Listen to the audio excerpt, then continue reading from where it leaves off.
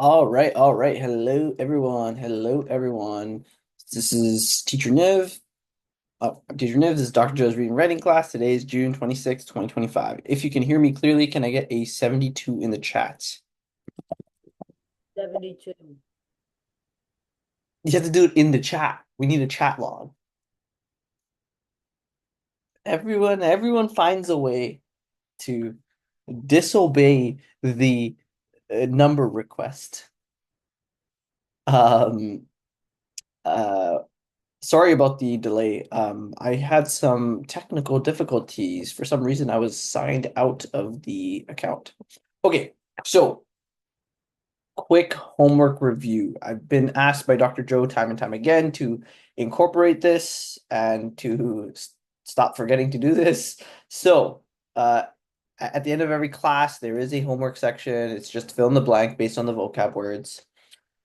I've selected some of the questions and I even did you guys a favor and removed a couple to make it a little bit easier. But anyways, just fill in the blanks with the words. These are words from last week's vocab. So let's get started. Even if you didn't do it, it's fine. I mean, we can just do it together right now, right? So let's get Derek. Derek, can you start us off with the first one?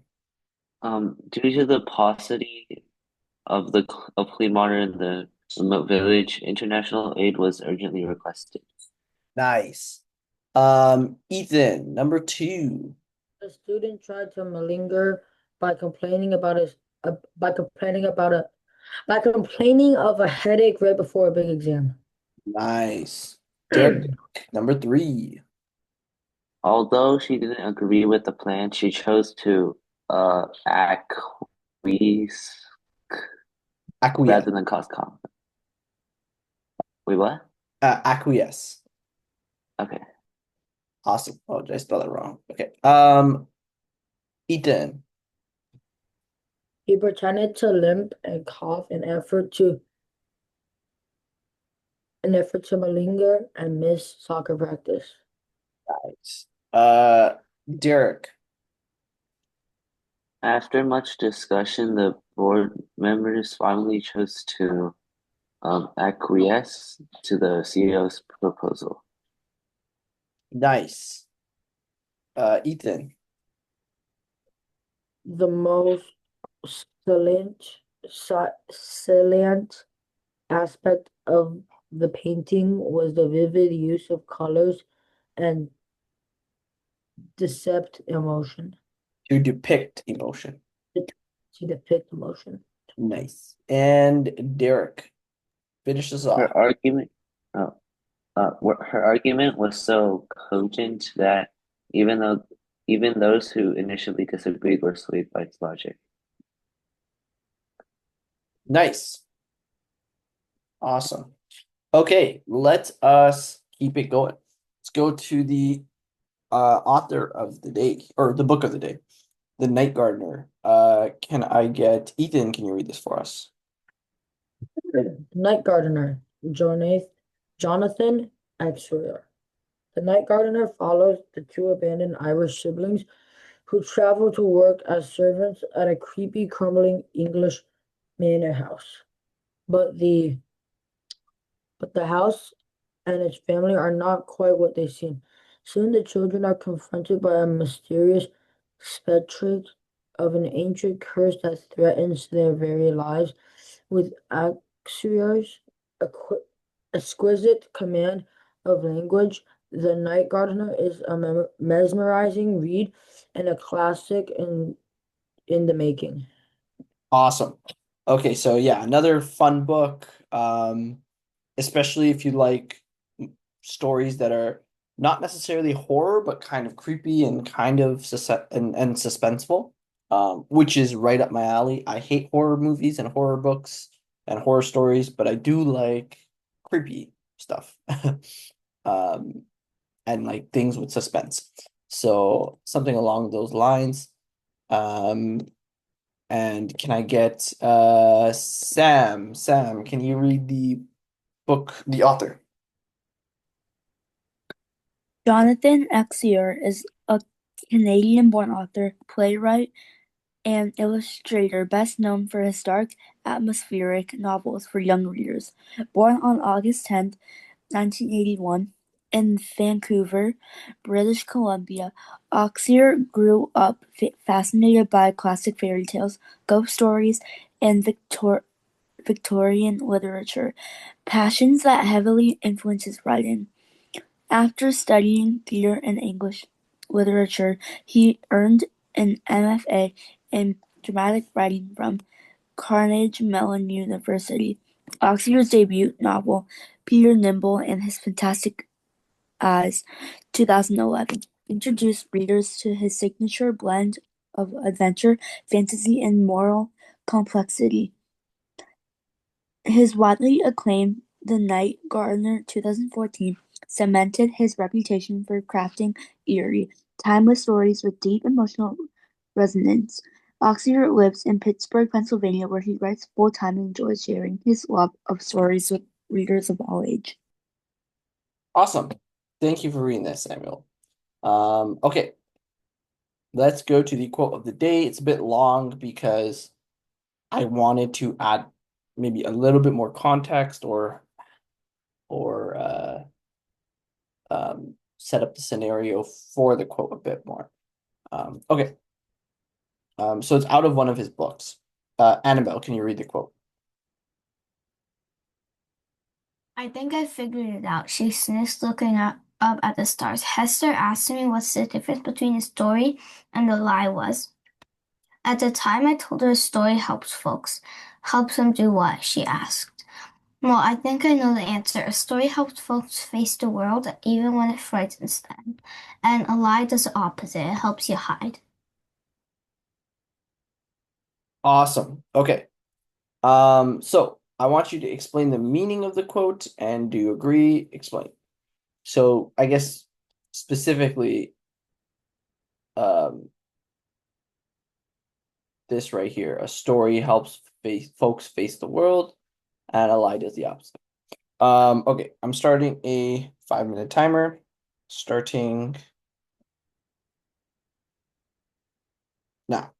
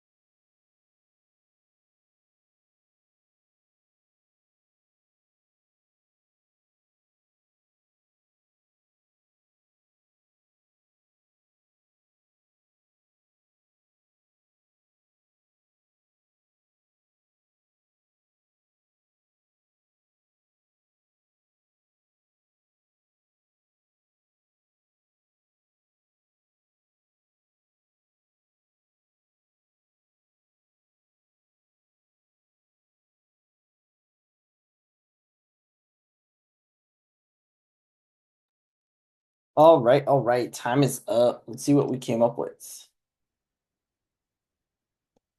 I'm gonna make the meeting chat bigger, and then participants smaller. Okay. So far we have Sam and Ethan. Okay, Sam, start us off.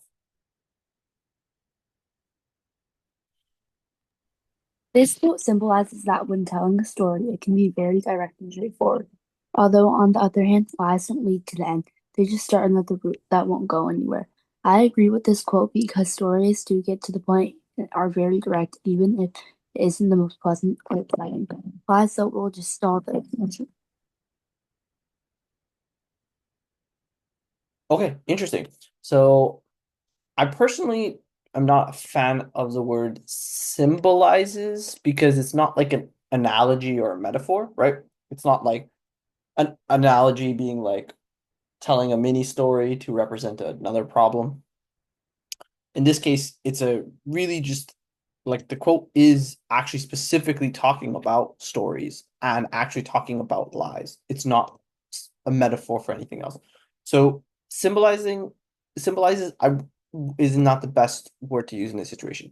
Another thing is the quote symbolizes that when telling a story, it can be very direct and straightforward. This kind of implies that there's more to the sentence. That when telling a story, it can be very direct and straightforward, or it can be blah, blah, blah. But this is the whole sentence. So what I would say is this quote symbolizes that a story can be told in a very direct and straightforward manner, right? Or, stories can be told very direct. Although, on the other hand, so although is not the best word to use here because although implies there's another implication that you might, or another conclusion you might draw from this sentence, and it's sort of the opposite in this sentence. But they're not, and but they're not directly related, right? This is talking about stories. This is talking about lies. So although is not correct to use in that scenario. On the other hand, lies don't lead to the end. They just start another route that won't go anywhere. Just start another route. Okay, the only thing is a story, you should, if you're going to contrast these two, which is good, it's a good structure, the story you should mention that has an end, right? It can be very direct and straightforward, especially maybe you meant this means that it's to the point and it has an end. But then you also had when telling a story, right? And there's different ways to tell a story. You could tell it in a straightforward way and a convoluted way, etc. So I think you just need to be a little bit more clear here, like in the contrast that you're trying to draw, right? Stories have an end and can be told in a direct and straightforward way.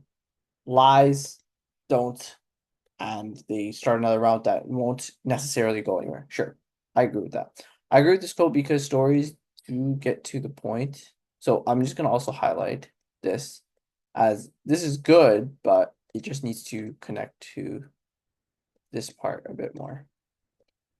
I agree with this quote because stories do get to the point and are very direct, even if it is the most pleasant or exciting. Lies, though, will just stall the adventure.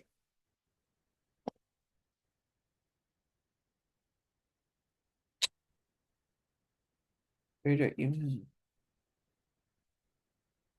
okay, I think this is good, but it just needs more explanation. So, like, I'm not 100% sure what you mean here. And it would be great if you had an example here, right? Like a lie or a scenario or something. Because this definitely, you're sort of explaining the quote with almost another quote, which can work in some situations, but in this situation, I think it needs a lot more explanation. But I do like the structure. I think you're right in the idea to contrast the two. in the first two sentences like that. All right, good stuff. Ethan, would you like to read yours? The quote means that when you tell a story, it is to try to help you pass through your day and enjoy your day, while a lie is to help cover up a mistake or something you're embarrassed about, instead of facing it, which can help you feel better at the time, but it could make you feel very worried when someone might find out about the lie.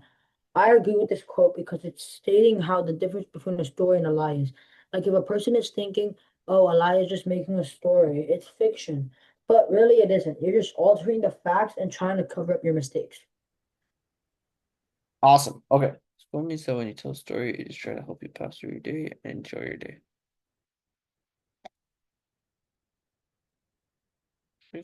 Burst up instead of facing it.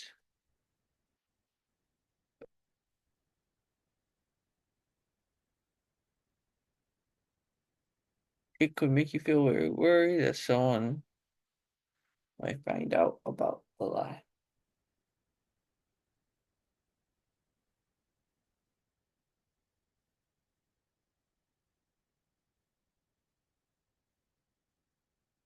I agree with school because it is the.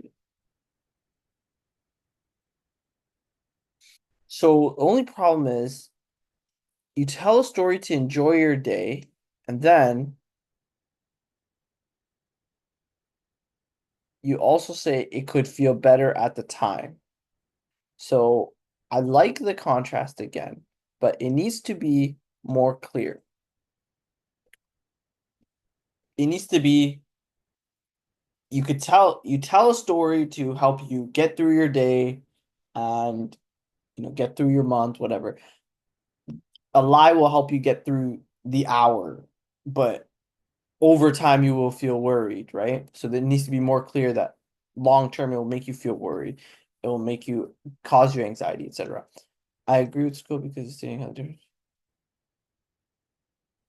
stating how the difference between a story and a lie is what, right? So this is missing.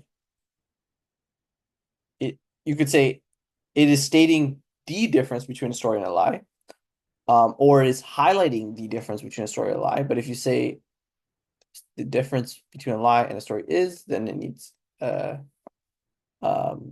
not a complete sentence. Like if a person, so we don't need to add like. If a person is thinking, you need quotes here. Oh, a lie is making a story. It's fiction, but it really isn't. You are just, but it really isn't. Period. This part has a lot of mistakes here. You are just altering facts trying to grow.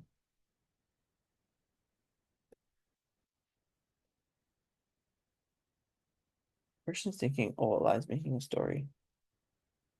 It's fiction, but it really isn't.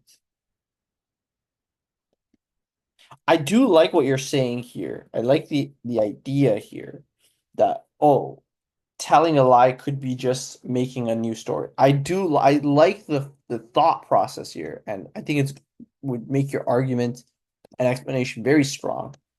But there's just a lot of, I think there needs to be workshopping here for this last sentence because I think I understand what you're trying to say, but there's it's a very grammatically,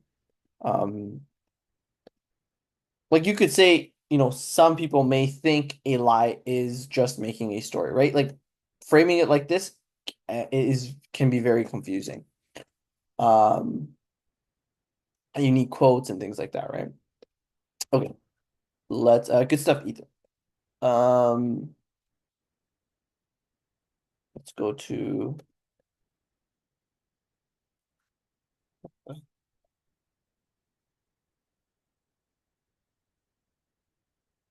Annabelle. Start us or keep us going. What this quote is trying to convey is that storytelling can give people the courage to face reality. Even when the story is frightening, it helps people understand and confront reality. On the other hand, a lie offers comfort by avoiding the truth, allowing people to hide rather than deal with the world. I agree with this because stories can actually help you, but in the end, lies will not help. Nice. I like it. Sort of restating the quote. This is the main idea. Storytelling can give people courage. Even when a story is frightening, it helps people understand and confront reality. I think this is key, right? Stories help people understand. Then they can confront reality when they can understand it better. So I think this is key. This is what is needs to be stated, right? On the other hand, a lie offers comfort by avoiding the truth. And yeah, like Sam and Ethan said, right? It offers comfort, but long term, no good. And in the end, lies will not help. That's good, right? In the moment, lies might be great, but long term, no. Generally speaking. Derek, would you like to read yours?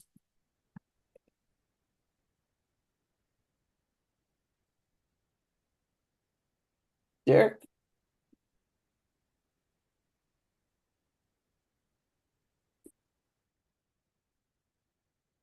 Okay. I'll read it. The quote by John Oxford tells me that stories tend to help readers face the world head on, while a lie help people hide more. Great restating the quote, essentially, but in a little bit more digestible way, especially the world head on. For example, let's say you were caught doing something you shouldn't have. Stories might portray a more honest theme, telling you to confess and do the right thing. On the other hand, lying might help you hide and get away with that. So I understand what you're saying, and I like what you're saying. I just feel that, again, this is not direct. Like, you were caught doing something you shouldn't have, and then you say stories might help you confess. Stories might help you confess, and they're this thing that if you consume them, they will help. And if you consume the ones about honesty, it might help you confess. But in the moment, lies might help you on the other hand. So I think that my key issue here is saying the other hand. This means things need to contradict each other, contrast each other. And I guess this quote was also pretty difficult because a story and a lie are not directly opposing things. So it is tricky to contrast them. But what I would say here is, like, stories, you might have heard stories about honesty and da da da. Most stories uh present lying as a terrible thing, right? And so, you know, yeah. I think my main issue here is the other hand. Anyways, good stuff, guys. Good stuff.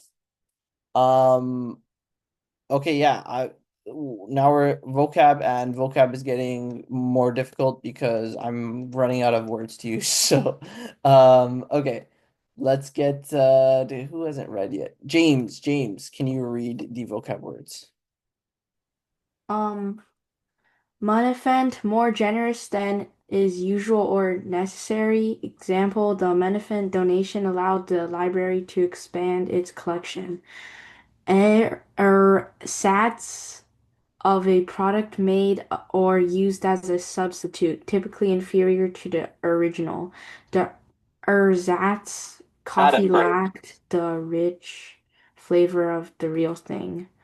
Vicissitude, a change of circumstances or fortune, typically one that is unwelcome or unpleasant. Example, they endured the vicissitudes of life on the frontier with remarkable resistance. Adumbrate, to foreshadow vaguely, to suggest or outline partially. Example, the author adumbrated the novel's tragic ending with several hints in the first chapters. Saying Freud. composure or coolness, especially in trying situations. Example, she handled the sudden crisis with remarkable sang-froid. Awesome. Awesome. Thanks for reading that. Yeah, these ones are difficult. I had to actually check out a couple of these for pronunciation as well. Munificent, ersatz, vicissitude. So there's another syllable here. So it's vicissitude, adumbrate, and sang-froid.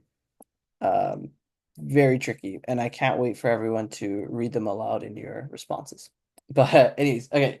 One paragraph or one sentence with all the words. I'll throw these in the chat if anyone needs it. Okay, starting the timer now.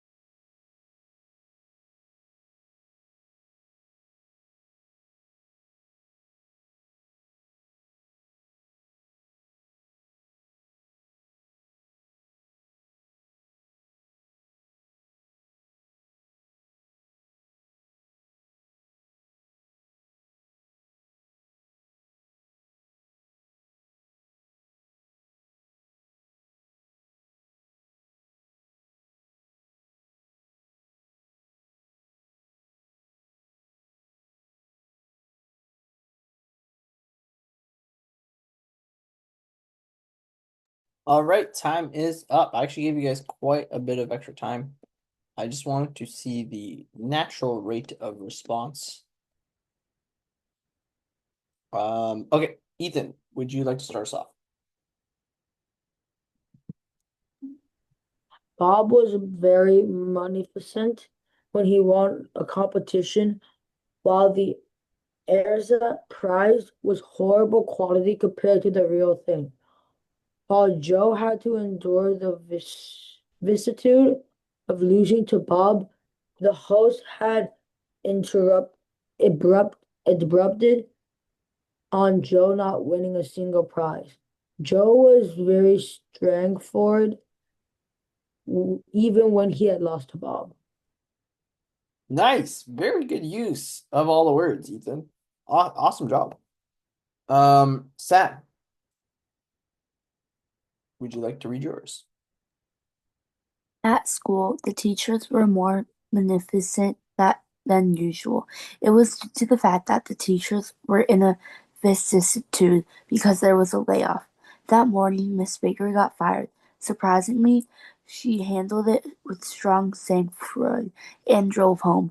Then it was Mr. Thompson, which everybody adumbrated it was going to be him because of his lack of experience. Later that afternoon, some of the teachers even got ersatz room an ersatz room because of the budget cuts.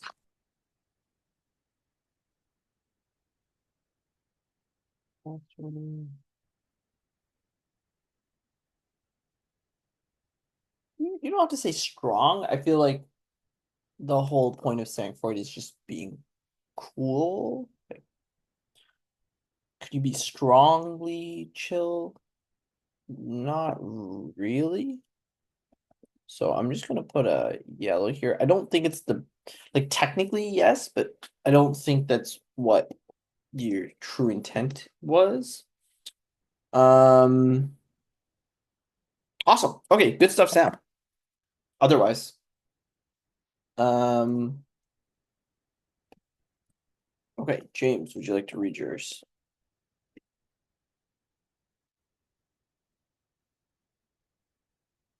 The munificent donation that Jimmy gave to the restaurant allowed it to stop using ersatz ingredients. Jimmy adumbrated that he would donate the rest to the restaurant. Jimmy was saying Freud when he endured the vicissitude of donating to the restaurant. The vicissitude. Nice. Okay. As he endured the vicissitude. Okay, nice, awesome, good stuff. Do we have any other responses? 5, 4, 3, 2, 1. No. Okay, that's fine. So, Wait, I'm almost done. I still have like one sentence left. I'm almost done too. It's kind of bad, but like it's fine. just submit what you guys have and then just verbally tell us what you wanted to add.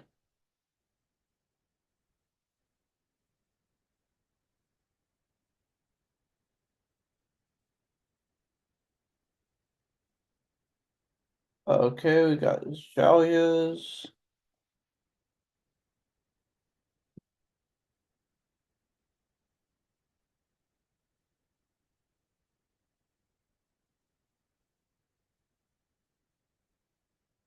Didn't collect Shalia's name.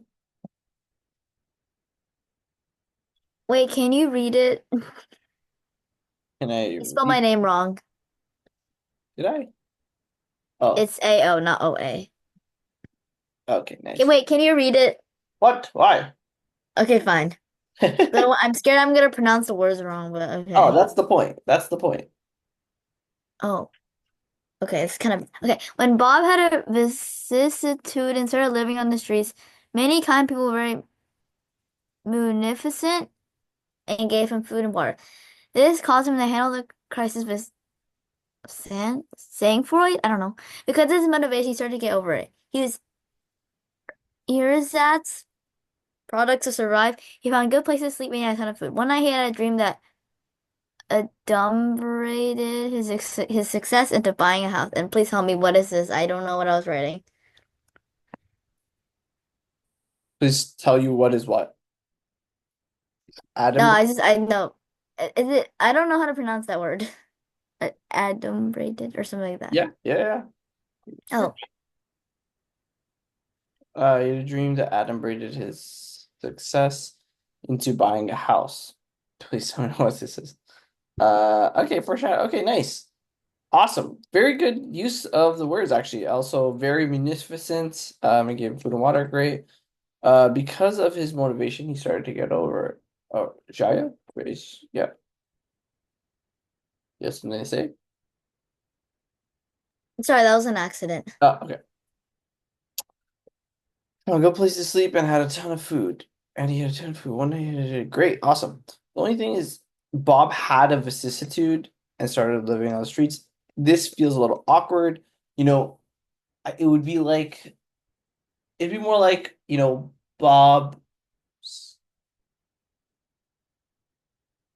Bob's vicissitude of his, loss of, or Bob's recent vicissitudes cause him to live on the streets, etc.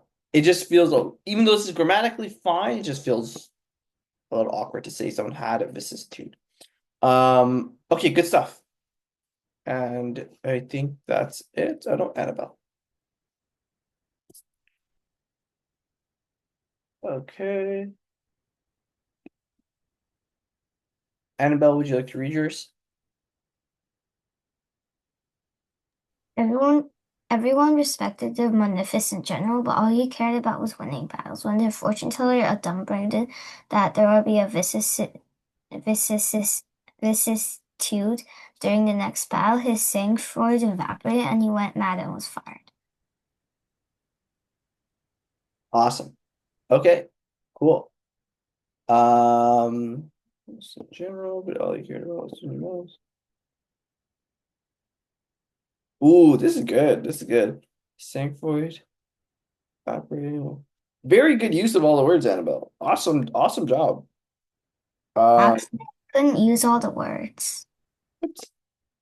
One, two, three, four. Which one did you forget? Ersatz. Ersatz. Okay, fair enough. Fair enough. Still very good. Okay, let's go on to next activity. Let's do a hot takes, but without the attacking portion. Because I have another activity. So, hot take and explain why this is your belief. Defend your position with your life. Meaning, defend your position with some good, well-formed sentences. And within 3 minutes, okay? Actually, because we're not doing the attacking portion today, we'll just do 4 minutes. So you can flesh out your hot take a bit more. Okay, starting the timer now.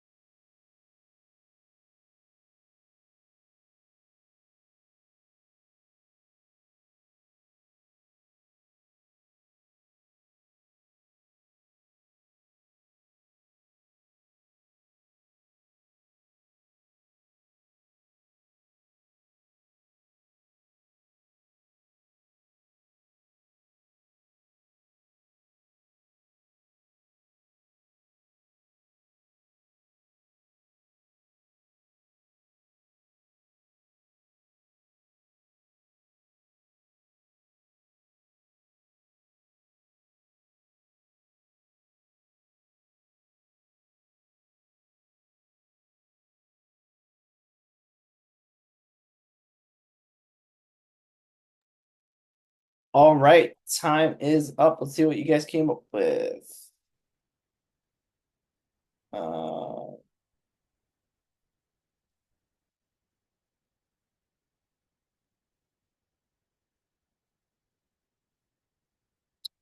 Why? Sometimes it's not capturing the name.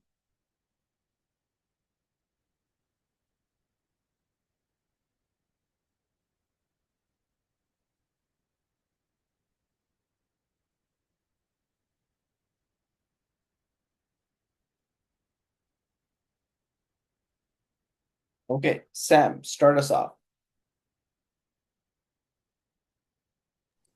Schools should give students time to play games in class. Not only is it enjoyable for the students, it gives them a mental break that can help them focus for the rest of the class. Kids are still young and they can't endure for an hour-long classes with no break. Interesting. To play games. Well, isn't that just recess? No, I mean that's in the well, at my school you don't really get recess, but like You don't get recess in your school. no, you get a recess in elementary, and then no more recess. You just get lunch. Oh yeah. I guess yeah. I know.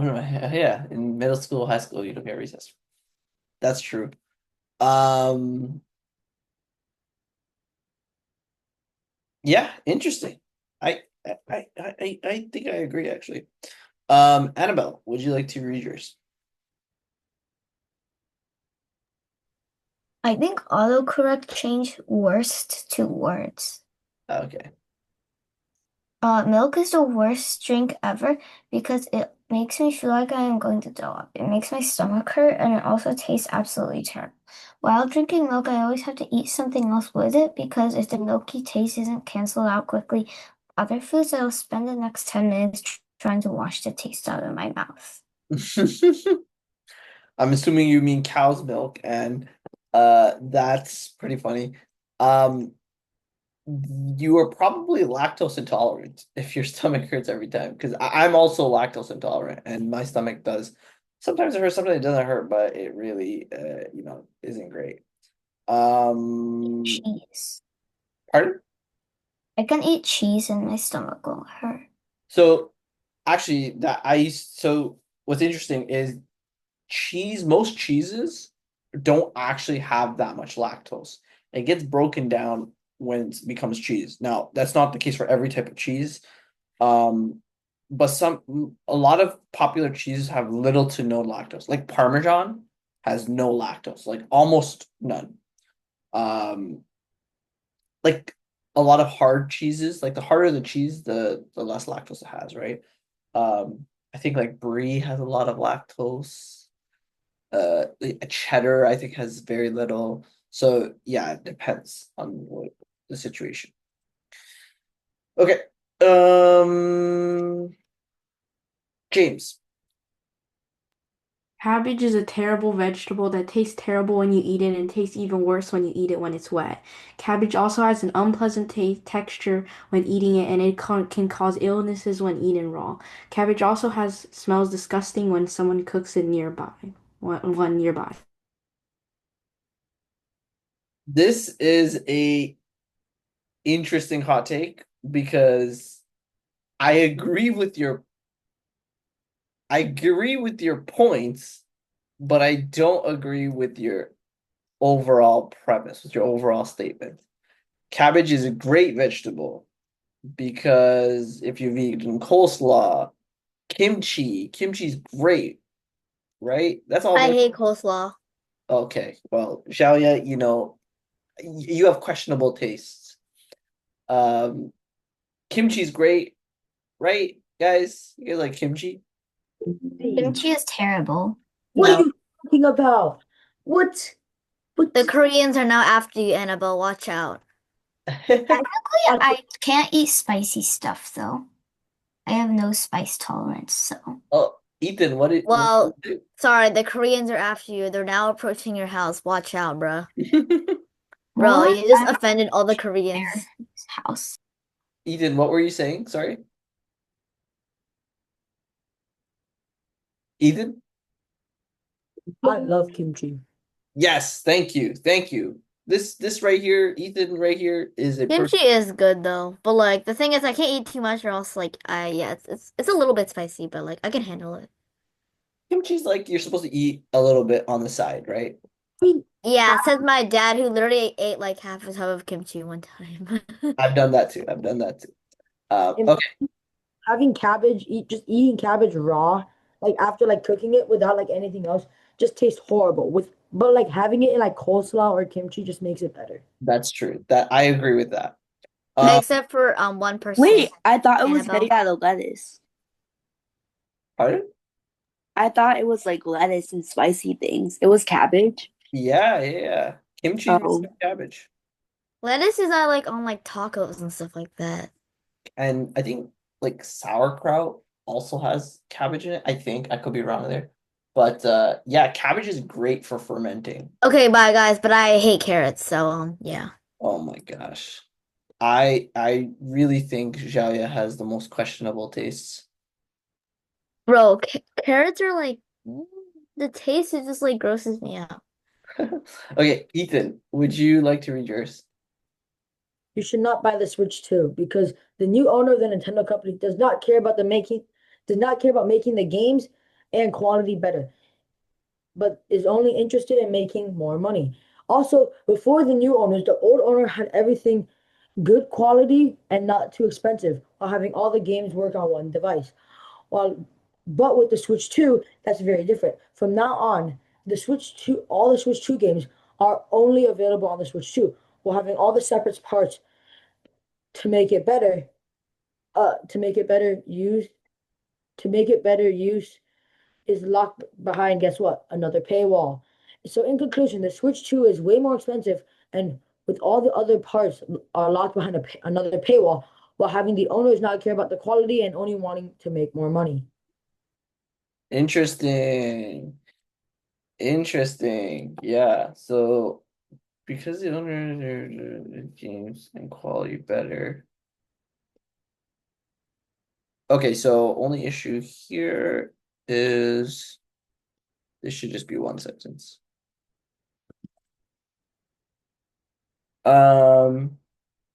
Okay.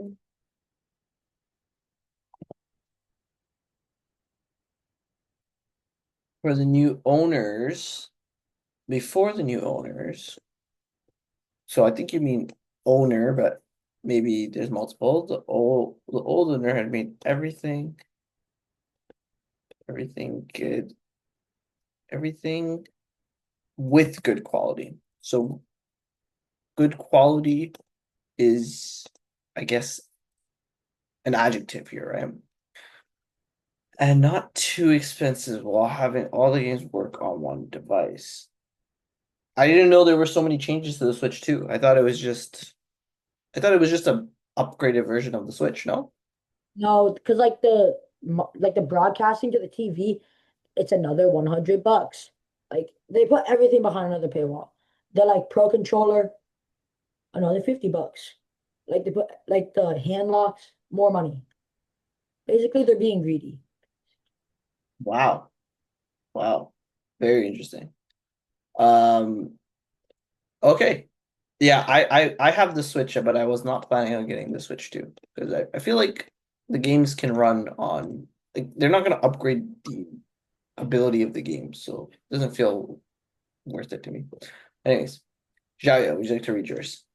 Frozen yogurt is the same thing as ice cream, and this is why. Frozen yogurt is literally ice cream. I bet if you go on Google and search up frozen yogurt, you'll find photos that look just like ice cream. Although some people might say, well, isn't frozen yogurt healthier, so it's not really ice cream? No, it's not. It's like saying French fries are healthy because they come from potatoes. There are times where that sell frozen yogurt that put candy and sprinkles on it, and you're telling me that's healthier? Oh, healthy. I was gonna say healthy, not healthy. That's healthy. Who are you? Um, okay, so this is key. We can't be making, Oh, I forgot about that. Yeah, it's you are. Oopsies. yeah. Tell me that's healthier. Who are you? Oh, Okay. I was gonna say healthy, not healthier. Healthier sounds weird.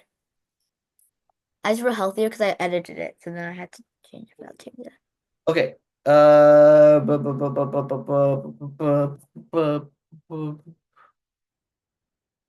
Great. I don't Does know. anybody not agree? If you guys don't agree, then Okay. please get out of the meeting. Let's actually quickly go through them. Okay, firstly, I just want to say, Joe, you hate carrots, jello, cilantro. Okay, cilantro, if you hate it, that could be a genetic thing. There's actually a gene that some people have that makes cilantro My taste. sister and I both hate cilantro, and I just don't like it. You probably have that gene that makes cilantro taste like soap. No, my sister has that. I don't have it. I just don't like it because it just tastes weird. Oh, okay. Well, carrots are great, jello's great, tomatoes are great, but I understand kids don't like tomatoes. Twizzlers and garlic. Okay, Twizzlers can be great if you I have hate Twizzlers so much. if It's you have like the chewing on it like a piece of plastic. if you have Yeah, the filling, it's It's like a dog toy, but it's for humans. Ethan, what were you saying? I agree. It's like plastic. Oh my But goodness. the number one food I hate is Jello. Jello, it's all right. Garlic is amazing, and you will learn one day when you start cooking a lot. You will One understand. time I was eating like some like noodles, and then I just ate like 5 cloves of garlic at once, and I almost gagged. Okay, let's do a It's- quick lightning round. I'm gonna go through every take and put your hand up if you agree. Okay, whoever has the least amount of hands is the winner, I guess. Okay, Sam, who agrees with Sam's take? Ooh, I like how we're putting thumbs down as well. I like that. Okay, there's only one person who agrees. Um, Annabelle, who agrees? No, kids are gonna become angry. Sorry, I was gonna say something. Sorry, that's my bad. Okay, who agrees with Annabelle's? Nobody? Oh my gosh. He said hard disagree. Okay, who agrees with James? We have one agree, two agree, 50-50. 50-50. Okay. Who agrees with Ethan? I don't know anything about the Switch 2, so I don't know. Okay, we got we Me got too. we got one hand really. Ethan's own hand doesn't count. But we got Derek to vote, and Derek usually doesn't put his hand up for things, so that's an impressive. That's bonus points. Xiaoya, who agrees with Xiaoya? How Ethan, many people? Ethan, Sam, and Xiaoya. Okay. Oh, Well, Derek. Derek, Xiaoya gets the most votes, and then I would say, Sam, who had the least? I think Annabelle or Sam. No votes. Annabelle got no votes. Okay, Annabelle definitely has the least votes. So hottest take right here. Okay, let's move on. Do we have time? Yeah, we have time. The article is very short. It's just 2 slides. So let's do this. So descriptive writing exercise. Descriptive writing is very difficult. People all often act as if descriptive writing is easier than persuasive writing, but I totally disagree. If you want to do prescriptive writing correctly, what the heck? If you want to do prescriptive writing correctly, then um, it's difficult, right? And uh, what I want to do with this activity is I want everyone to choose something to describe, and then the rest of the class, we're going to like raise our hands and talk about how each description could be improved. For the sake of this task, I don't want to do point form, so no point form, no numbering system. I want you one paragraph to explain how to do one of these things, right? And I will give you quite a bit of time to do this too, because actually this is a really difficult task. So let's say 6 minutes. So starting, so write it as if, someone has never done these things before, right? Like, or brushing your teeth kind of, I guess we can assume people have generally brushed their teeth before, but you really want to, no, actually, no. Everything you explain here, you have to explain as if someone has never done it before. So brushing your teeth, explain to someone who's never brushed their teeth before. make your food, whatever food. They've never made it before. And your favorite playground game, as if they've never played it before. Okay. So starting the 6-minute timer starting now.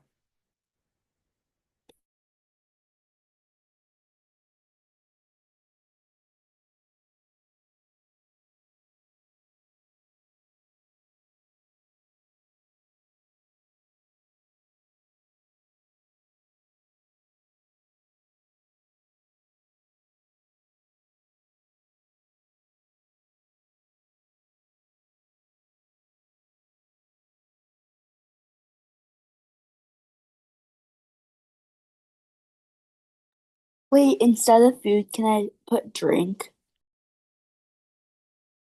Sure. Sounds good.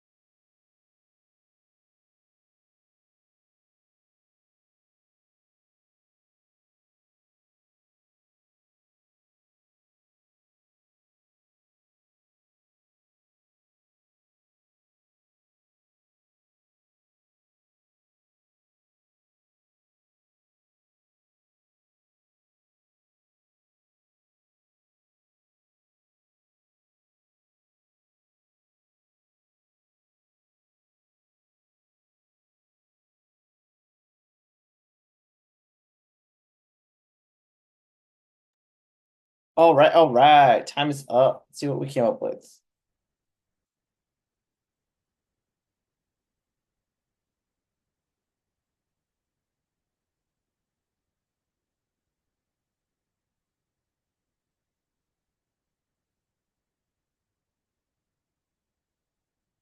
Ethan, start us off. There's only one way to make a PB&J. First of all, you need 2 pieces of bread. Any type of bread works. Then you need to grab your peanut butter and open it. After you have opened the peanut butter jar, then grab a knife and use it to get the peanut butter and spread it onto 1 piece of the bread. Then after putting the peanut butter on the first slice, take out your jelly. Open the jar and use a knife to get the jelly on the second piece of bread. After having both pieces of bread finished, then put the 2 pieces of bread together with the sides of with peanut butter and the side of jelly face each other. Once that's finished, you can cut the sandwich in half. In the end, you can enjoy having a fresh PB&J sandwich and have it made in less than 10 minutes. And awesome. Awesome. Okay. Opening it up. Anyone have any way for Ethan to improve this? Let's say if he had more time, what can we add to this? What is unclear? What is potentially confusing? I'm gonna pick on people if no one responds. Okay. Annabelle, what can we improve here?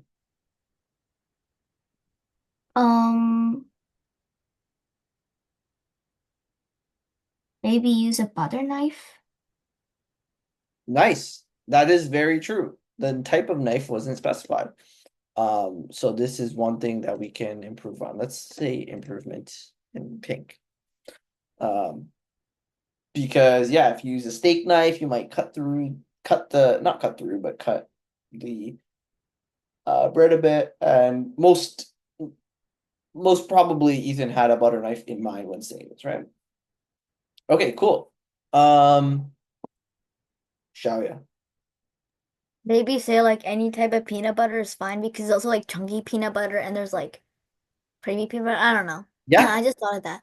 I think Because chunky peanut butter, it might like break through the bread. I don't like that. that's true. So you don't necessarily need to specify, but it would be great to specify. Right? That because you also any type of bread works, but also any type of peanut butter works for sure. For spreading, I prefer creamy peanut butter, and actually I pretty much always prefer creamy peanut butter as well. Anyways, Annabelle, would you like to read yours? In order to cook scrambled eggs, you first buy a dozen raw eggs, any type. Then you take them home and heat your stove to medium or low heat. After that, put a pan on the stove and crack some eggs on it. The number of eggs you crack depends on how much you want to eat.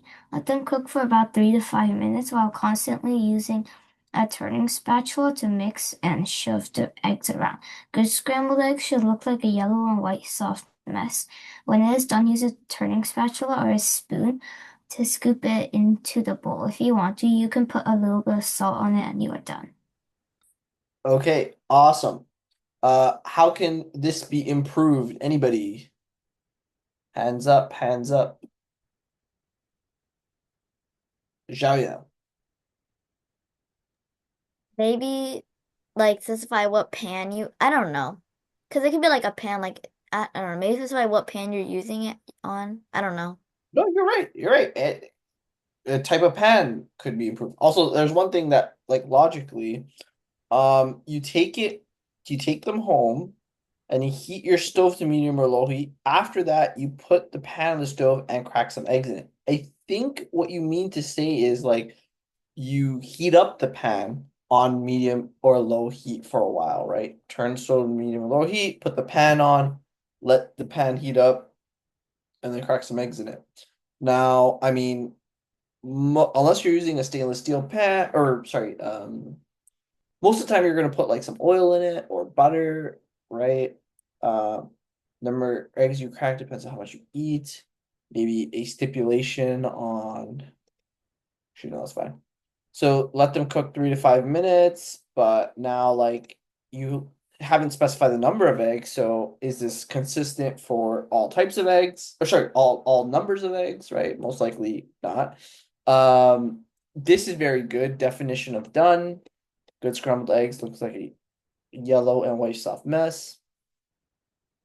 When it is done, use a turning. Great.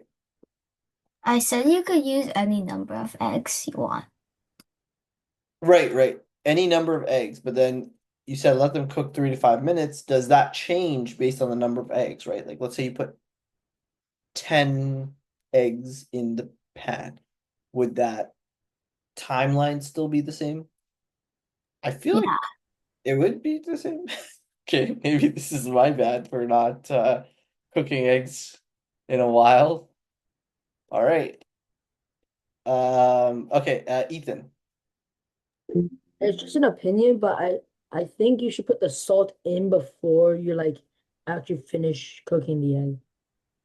Yeah, that is an opinion. Like that's like a preference to how I also prefer the salt while cooking the eggs. Xiaoya? Maybe specify how much oil is supposed to add into the pan, because what if you add like 10 gallons of oil and you're like, oh, Well, yeah, that's if if you take the suggestion of putting oil, then yeah. But to be fair, like to be fair to Annabelle, like if you have a really good pot that's non-stick, you maybe don't even need oil. Maybe, I don't know. I'm not sure. Okay, awesome. Xiaoya, would you like to read yours? here's how to make chocolate covered strawberries. First, go to your fridge and grab as many strawberries as you need. Next, place the strawberries in a clean bowl and wash them for about 1 to 2 minutes, making sure to get all the dirty gunk off. Then, grab about 1 bar of chocolate and heat it up in the microwave for about 30 seconds. After 30 seconds, take the melted chocolate out of the microwave and coat the strawberries in the chocolate. Finally, evenly place the strawberries on a sheet of parchment paper and put them in the fridge for about 1 to 2 hours. After 1 to 2 hours, take them out and enjoy. Nice. Anybody? Any critiques? Critiques? Annabelle. What type of chocolate? Like chunky chocolate or coconut chocolate? I forgot to specify. That's true. Yeah, but it doesn't matter what chocolate you use because, yeah. That's true. First Also, dirty gunk off. This definitely, I feel like, should be specified. 1 bar of chocolate. Yeah, one bar should be specified. Like what type of chocolate for sure. Ethan.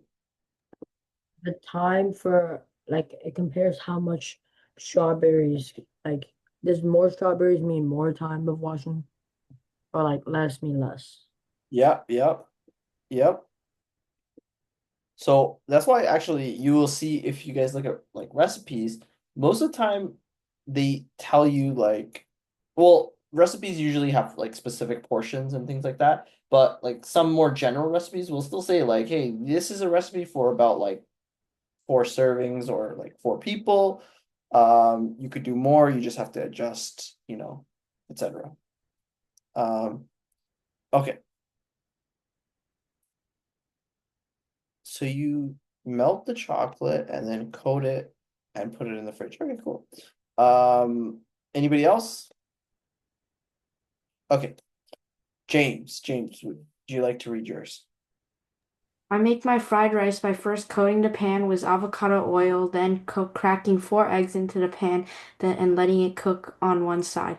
After letting it cook, I use chopsticks and begin destroying it. Soon I add the rice and spam and pour soy sauce on everything. I mix everything in the pan and then serve it to my family to let them eat it. Awesome. Okay. What I would do is, well, like another step we could go further in all of these things is like, let's say you say avocado oil. That's pretty specific. Now, why, right? That could be added. Crack 4 eggs in the pan. I'm not being really fair to you because I didn't say it here, but like, what happens to the shells, right? Toss out the shells. Um, in the pan and let it cook on one side. After letting it cook, I guess firstly I'd say how long, how do you know when it's done, etc. I use chopsticks and begin destroying it. You mean like breaking it apart, right? Like not necessarily destroying it. You could say destroying the shape, destroying the whatever. Okay, let me let some other people get involved. Xiaoya, do you have anything to add? Yeah, okay, so how much soy sauce do you add? How much spam do you add? And how much rice do you add? Yeah, fair, all fair points. And how long do you cook the eggs for? Yep. Crack 4 eggs and then soy sauce, spam. Yep. Okay, Ethan. You never said to like actually heat it up or like how hot you want it to be. Yep. Heat up the pan. Annabelle. What type of rice and spam and soy sauce? Types. Exactly, yeah. So great. So yeah, as you guys can see, the descriptive writing, there's so much to always improve on, really. In persuasive writing, there's honestly only so many arguments you can make for something, right? It's not really truly infinite because once you start adding unnecessary points, it actually takes away from your writing. But in descriptive writing, most of the time, the more details you add is better, right? So that's why I find descriptive writing to be more difficult. Also, like if you want, in this case, there was no limit on how much you can write. But let's say you need to describe something and there was actually a space constriction, right? Then you need to add the most pertinent points, and that is also very difficult to find. So I think next week we'll do a I'm just gonna put this. Next week we'll do a summarization exercise. Summarization is super important. Just like I say, it's kind of related because you in both situations, summarization, descriptive writing, you need to understand what are the main logical points very quickly. Summarization is a very important skill. Very, I cannot stress to you how important it is in your day-to-day life, in your daily life. Possibly the most important skill, all the most important skills of English and reading comprehension, and writing combined. Okay. We have about 5 minutes left. So let's just read the article and maybe we'll have a quick discussion. So, do you hug your parents? A guest essayist writes about the surprising difficulty of hugging his teenage son. Are you physically affectionate with your family? Can I get Sam, can you read this one? Is your family physically affectionate with one another? Do you hug, hold hands, provide back scratches, put your arms around each other, or cuddle? If your family doesn't show affection that way, why do you think that is? Have you gotten less physically affectionate as you've gotten older, or is touch just not one of the ways you express your love? Do you ever wish it felt easier to give your parents a hug? In the guest essay, Adolescence and the Surprisingly Difficult of Hugging a Teen Son, Sue Macaulay writes about how the lack of physical affection between the fathers and sons in the TV shows Adolescence made him consider how he expresses love for his own teenage son. He writes, "My relationship with my teenage son is different, and I think quite warm. Still, I know that struggle. As my eldest son exited early childhood, his shoulders broadening to match mine and his voice shifting a register. I wondered what to do with this emerging adult that now inhabited my house. As someone who grew up without a dad around, I lacked a healthy model to imitate. I know how to tear down that wall of silence and mystery that creeps us between parents and their teens. But I knew that such barrier destruction is an essential task of parents. Watching the show reminded me that I wasn't alone." Awesome. Awesome. Let's take let's get another volunteer. Annabelle, can you read this one? In the past generation, researchers who studied the impact of fathers on their sons often focused on their physical absence from home. Boys raised without their fathers around, research showed, were at greater risk for all sorts of negative outcomes related to social development and criminality. We know now that that it's not enough for men just to be living in the home like both fathers in the show. Physical affection has powerful implications for male emotional and mental development. The love, verbal and physical, that fathers display towards their son is a key predictor of whether teen boys will experience problems managing aggression and violence during their teenage years. In adolescence, Jamie is an extreme manifestation of a common problem. Too many of our boys are adrift without healthy parental guidance. As fathers, we serve as our sons' introduction to masculinity. Too often, we take that to mean that we don't need the kind of physical affection we gave them when they were little, or that sarcasm ought to fully replace affirmation as a means of relating to them. Our physical affection shows them that it is okay to be strong and weak, to love and be loved. It is one way we can give kids permission to be different. Awesome. Okay. Very cool. So, I mean, I guess we have a few questions, but we don't have time. But generally speaking, who here hugs their parents?